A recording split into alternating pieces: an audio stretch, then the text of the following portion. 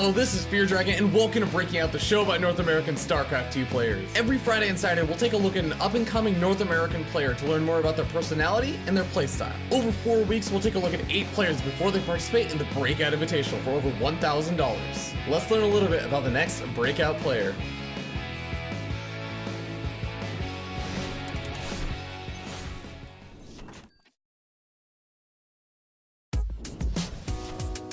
Hey, my nickname is PiLiPiLi and I'm 18 years old, StarCraft 2 player.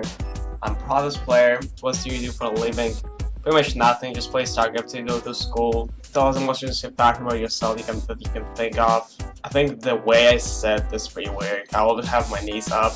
Yeah, every time people see the way I said, they kind of wonder why I say it like that and how is it comfortable, but it is for me. I've been really known for my aggressive playstyle. I've been cheating a lot. Don't play that aggressive playstyle anymore. I do like to go to the long macro games, especially with champs now.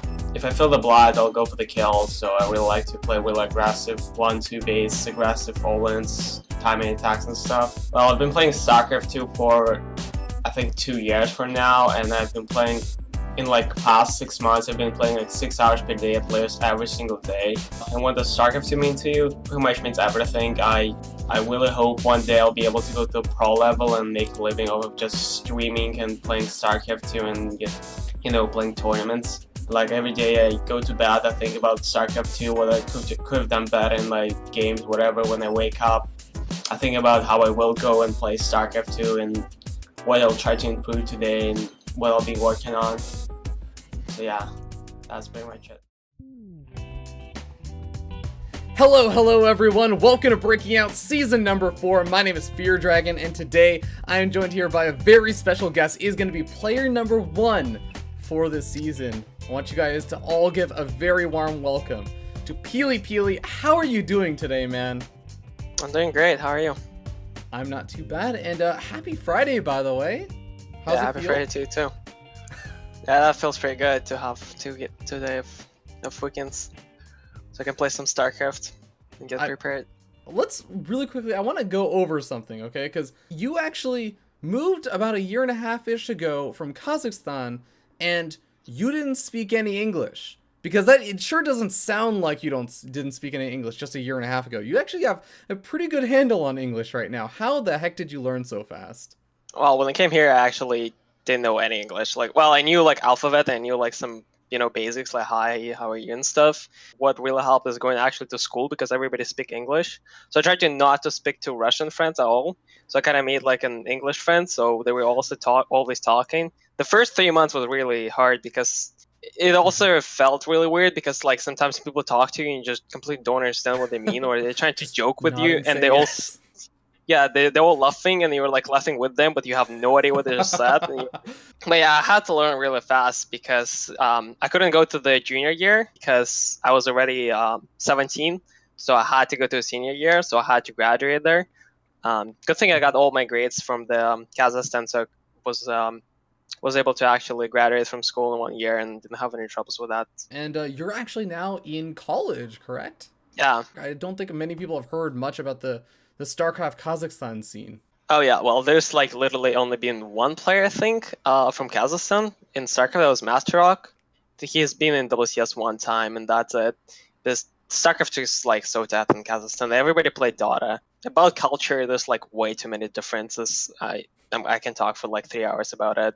The people are different, the government is different, people's attitude is different, food is different, weather is different. I don't know, everything is different. It's like a completely different planet, to be honest. And good thing that if somebody from Kazakhstan moves to America, he can survive. But if somebody from America moves to Kazakhstan, no way. Kazakhstan is not friendly for other people from other countries, and good thing that America is like kind of used to have people from different countries coming and getting used to it. So that was great. I'm very happy about that. I actually was able to move to America so I can stream. I learned English, so I can stream in English. So I can. It's mostly was for education, I would say, because getting education in Kazakhstan is not worth anything, and getting education in the United States is actually worth a bit. So you can get a good job here and get a good career, which is possible in Kazakhstan too, but It's way better here. Speaking of your education, man, I want you to educate me on your Protoss versus Zerg, because I know I'm a Protoss player and I'm always looking to learn some tips versus Zerg. I hate Zerg. It's my least favorite matchup. So tell me, how do you play Protoss versus Zerg? Yeah, my Protoss versus Zerg is my worst matchup so far. Usually 2-base all in because I don't want to play Swarmist. Especially with the new maps like Vani's Research Station. There's like literally one path through the middle of the map, so you literally cannot dodge Swarmist, because like every Zerg will go Swarmist. Like sometimes I'll go up to 3 bases if I know Zerg. Like for example, if I would play like somebody like PiLiPiLi, for example, he doesn't go Swarmist. I can take 3 bases and go like Colossus Storm, so I'm not afraid of him in the late game. But if I play like somebody like Fenner, for example, who just like tech straight up to Swarmist, I'm just gonna 7-gate him or something. I like to be really aggressive, use like a Warpism or like proxy DTs, or even just go like Nexus first into 7-gate. On ladder, I have really good win ratio with PvZ. It's like my best for ladder, but it's my worst in tournaments because everybody are like, okay, this guy just 2-base all-ins. I'm just gonna like hard counter him. So I think I'll have to change something up as soon as I know my opponent. So is it just the swarm hosts that kind of make you hesitant to go into those macro-oriented plays? Or well, is it's there, like, not another Swarmers. It's a combination of Swarmers, static defense, Vipers, Infestors, yeah. and Queens.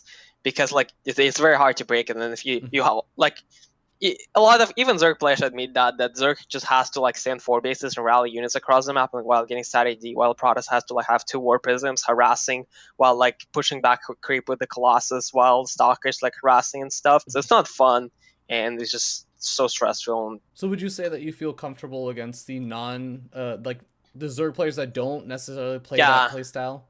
Yeah, and I know most of them, so like I'm okay with playing with them, because then it's kind of fair, because they'll go Roach, Hydra, Viper into like Muta switch into like Ultra switch into Vipers, just like a standard stuff. You can deal with that if you scout properly. And if you had to identify one strength and one weakness in the matchup, what would those 2 things be for you? Well, one thing that I have a lot of 2-base builds, so nobody can really like completely hard counter me, because one build is completely countered by other stuff the Zergs should be doing, so they have to scout, and I think I do a good job with denying a scout.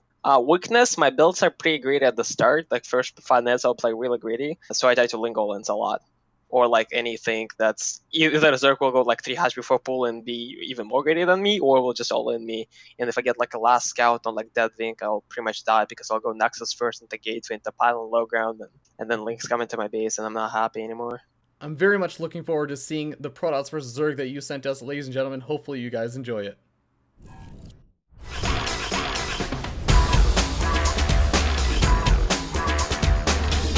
It's game time! Protoss versus Zerg.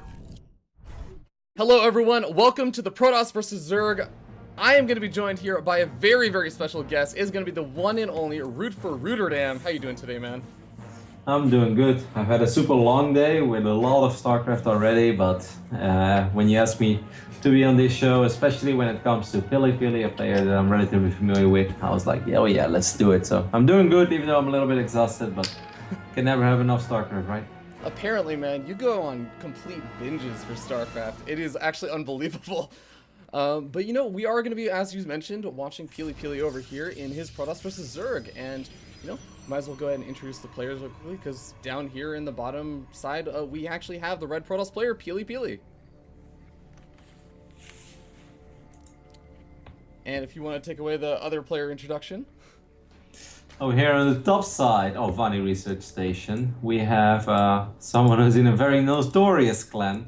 I'm not extremely familiar with him, even though I'm sure that I've ran into him on ladder a couple of times, but I don't know too much about him. He's playing under the ID of Vectimaus? Sure, we're gonna go with that pronunciation. I'm not sure what else to go with. Yeah, pretty much. But whoa, really early drone scout actually coming out from Vectimaus. So I don't know. Do you think he's just like concerned, or this is like a lead into like a 3 hatch before pool or something? Yeah, there are many players that used to do this, and then if they see Nexus first, they would actually send this drone back to the other side of the map, and then it's there just in time to go into the second hatchery. Could also be a drone that is going to try to be annoying and morph into a hatchery, but do you really want to do that against the gateway opening, though? That is, of course, the big question. Yeah, I know a lot of Protoss players especially do prefer to go for that kind of, or sorry, the Zerg players do prefer to go for that kind of 3-4 pool, especially if they're up against a gateway opening. But, you know, just kind of talking again about PiLiPiLi, he is sort of the focus of the show today. He is one of those players that has said, you know, he's really got a lot of very strong 2-base all-ins. He's got a lot of them in his belt, but he's kind of trying to transition over to 3-base play a little bit more. So I'm kind of curious if this is going to be one of those 2-base games or this is going to be a 3-base game. Valley Research is definitely a map where you can pull off a couple of 2-base all-ins, especially against Zerg. Even though it's hard to hide probes or pylons around this map, like definitely not pylons. I think probes, there are a couple of nice little spots that you can put a probe that won't be easily spotted. Pylons will most likely get spotted all the time. But I think this is an okay map, especially because of the in-base expanse, so you can be kind of greedy as a Protoss player, which can make your 2-base all-in hit a little harder or a little faster. But it's also, this is not a bad map for Protoss to go up to 3 bases. Like, if you take a look at most of the maps that are currently being introduced to the map pool over the last few seasons, and then you look at this map and you look at the 3rd base, you're like, okay, you know, like it's kind of wide open, but compared to some of the other maps, this is like God's gift from heaven, you know? This actually, it's near your ramp. That's more than most pro players could ever wish for in this day and age. I know, and then you start thinking about some of the other maps like Catalina, you're like, oh god, I have to go down the ramp if I want to defend my natural and my 3rd? Yep, or Inferno pools, ripping pepperonis. Oh god. Well, we do see that PiLiPiLi is going to be throwing down that robotics facility, and he's going to be chrono boosting out the warp gate technology. But kind of interesting is he still hasn't gotten a mothership core or started a mothership core. He's just going up to the stalkers, which I don't mind that too much. Like there are a lot of people who always think like, oh my god, you should always get a mothership core. And of course, mothership cores are really good against like defending against all-ins and stuff. That is one of the reasons why Protoss got it in the first place. But a mothership core is 100 gas, which is a lot of gas. And if it's not part of your build, it's not part of your build. Like people shouldn't make it a bigger deal than it is. It's not wrong to have a build without a mothership core or just delay it a little bit, you know. I think that's all fine. This robo, however, is ridiculously quick. So if we weren't feeling 2-base all-in yet, I'm definitely feeling 2-base all-in right now because this robo being done at 5 minutes and 40 seconds, you know, you can do terrible things with that. Oh, definitely. We have 3 gateways being thrown down, so this is definitely could lead into that kind of follow-up of a big all-in, as you were suggesting. But for now, he's just doing actually what PiLiPiLi kind of just said in his interview he's really good and really strives to do, and that's just kind of shutting down that scouting information. You can see Zerg player right now doesn't have any vision of the robotic facility or any of the gateways or anything going down. He does still have 1 Overlord sitting behind the natural, or in between the natural and the main, though. So that's going to be the key critical Overlord to keep an eye on later. Yep. Now, if we take a look at it this from the Zerg point of view, that Overlord, despite the fact that it didn't see the gateways to the robotics facility, all you have to see is that the assimilators are not being taken yet. And he's going to pick forward right now. You see him immediately click on the assimilator. He's like, okay, well, you know, it's not taken. Obviously, you see that as well because the freaking animation isn't there, but still, it's always nice to click on things. Don't we all love to click? But yeah, I kind of have the feeling this is like Zealot Immortal. You know, he's going to be annoying with the Warp Prism first, slow the opponent down, and then follow it up with Zealot Immortal or something like that. As a Zerg player, you just need a crazy amount of roaches against like a Protoss that doesn't have any gas. All you need is roaches. Yeah, this actually kind of reminds me of one of the WCS games we saw recently with Estrella, where he goes for the Warp Prism. He basically stops mining gas entirely, and he just makes a lot of Zealots. I mean, he doesn't have charge this game, but we'll have to see how much damage it's going to be able to do over here in the natural. Yeah, I don't think it will do a whole lot, but what it did do is what it wanted to force out units and slow down the Zerg economy. And if you look at this amount of Zerglings, that is a ridiculous amount of Zerglings. I don't want to be overly critical of our Zerg player because I'm sure he's higher ranked than I am, but having this amount of Zerglings, he has 37 Zerglings in an 8-minute and 20-second game. I understand that he's paranoid, but there aren't too many Protoss attacks that would really be hitting. I have the feeling that he was worried about maybe a 7 or 8 gate full-on warp in. But since Pili has set himself up for a different attack, I feel that everything that Pili wanted to achieve with that Warp Prism, he's already achieved. Yeah, I mean, so far he's only lost a single Zealot, and now he's going to be moving across the map. Got a lot of Zealots, and even got single Stalker, I don't know, kind of useful for picking off Overlords and such. But where is he actually going to... Is he going to be... Yeah, he should be able to set... Oh, actually, sorry, I was thinking like about proxy pylons and stuff, but I guess he doesn't really need it if he has a Warp Prism. No, Warp Prisms are much better than pylons anyway. Like, pylons is a good backup, and it... you know, it's always nice to have pylons because it's a bigger warp in space as well, but You don't only have to rely on it. Like the Warp Prism is the true strength of this. Because if he wouldn't have the Warp Prism, then he would have to sit back and protect those pylons over and over again. Now, yeah, it will suck if he loses a pylon, but it's not the end of the world. And he actually does, surprisingly enough, get one of those pylons down. The Zerg's going to try and buy a little bit of time taking out some of those pylons. As you said, it's kind of, you might as well, as long as you have a little bit of time to do it. But now, this number of Zealots is a little bit much. Yeah, this is actually ridiculous. This must be so annoying as a Zerg player to deal with. It hits at... Not even going to try. You know, it hits at the 10-minute mark, which is not super quick, but it's pretty damn quick because he showed up with the Prism earlier, which already slowed the Zerg economy down. So there's only so much that a Zerg player can have. Pretty flawless execution by Philly, and, well, our Zerg player right now hates Protoss. Yeah, honestly, a pretty straightforward game, but we're going to jump into a bit of analysis from PiLiPiLi. He's going to point out some of the cool parts of the game, so hopefully you guys will stick around, and I'll see you there in a second.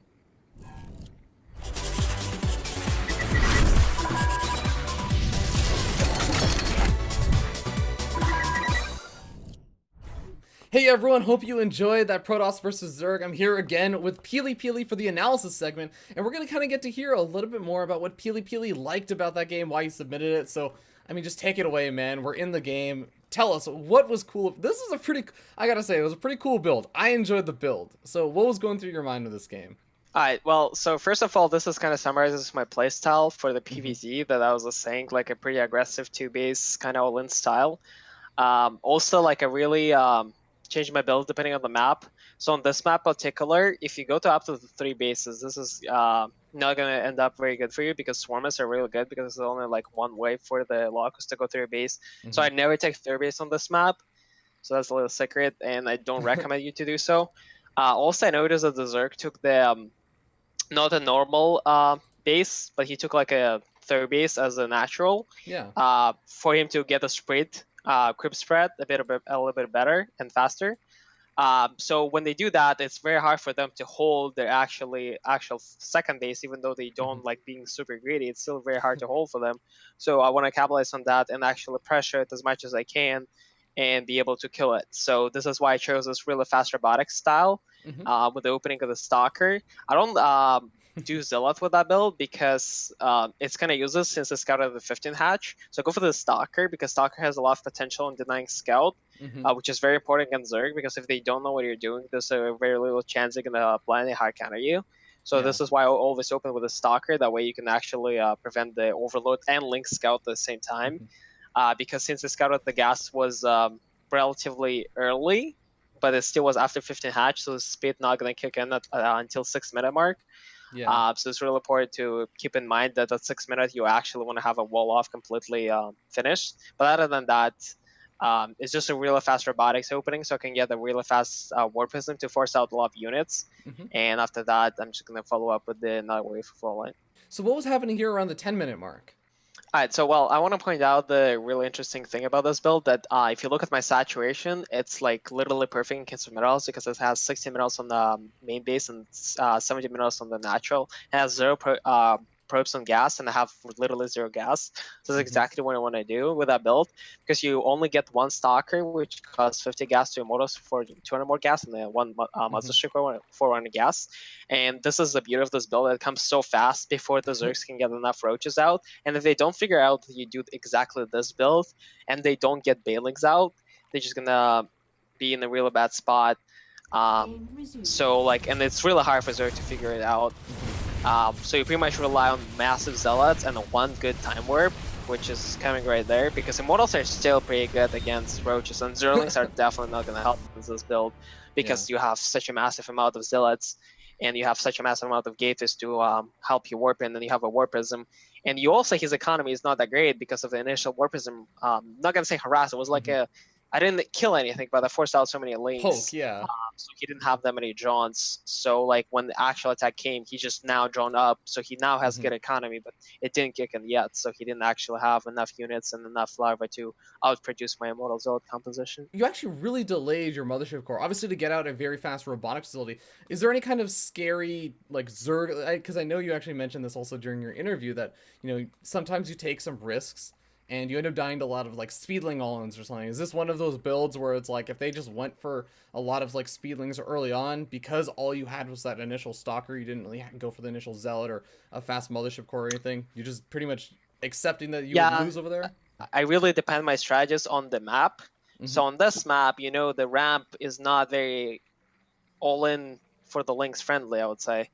So they can't really ling all in you. Like, not a single Zerg will go for the ling all in this map. So I'm just not expecting it. And if somebody does go for it, it's not going to be too hard to hold. Because it's just like 2 buildings and the stalker is already blocks it. If you get a muzzle or even late, you still will be able to kill enough links, run with the sentry out, and then you're in defense. So you're perfectly fine on this map. I would never do that build on map like that thing because, well, first of all, the map is too big for Zealot Immortal to come through the entire map to your opponent base, especially if you're across.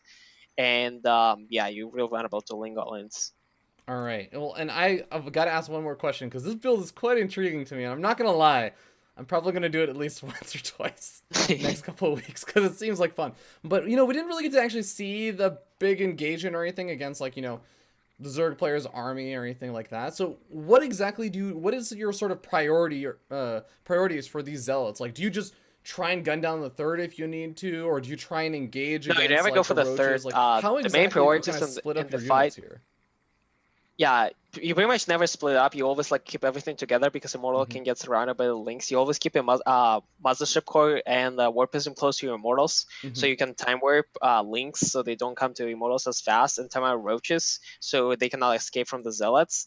And you also can pick up Immortals, to save them from roaches. And that pretty much, you never go for the third, you never go for the drones, you go for the killing units. And when you kill every unit, then you can go for the drones and the units. But usually, as long as you kill the roaches or potential bailings, you're good. Yeah. And it makes a lot of sense. I mean, you're quite literally not mining gas. So you're not really thinking about, I'm going to do economic damage for the follow-up. You're thinking, like, I'm going to kill you right now because I'm not worrying about the follow-up. There's just more zealots coming up behind this. So that does make a lot of sense. Well, awesome. We're going to actually jump into the next segment. Guys, we're going back to the interview. Don't go anywhere.